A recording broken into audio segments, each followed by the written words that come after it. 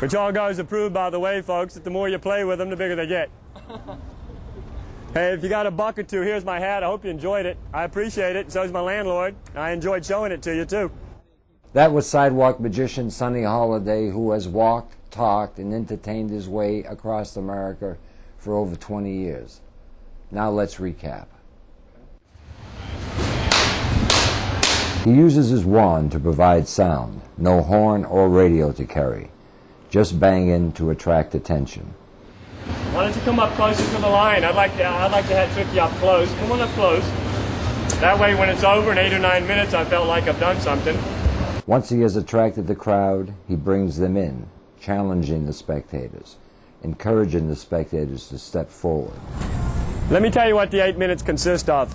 One rope trick, two of the world's greatest card tricks with an ordinary deck of playing cards, says myself and two gentlemen who write on the subject, and the cups and balls. He then tells them what he's about to do. But before I start, I want to show you a little warm-up stuff. A cigarette routine to begin with. Don't ever smoke them, for God's sake. He continues to tantalize them, arousing their curiosity, encouraging the audience to remain. And I've been using it in my little rope routine ever since then. It's a nice trick. It's not a great trick, it's a nice trick. When I say a nice trick, not a great, I do a couple great tricks. I'm going to show you one here today with the cups.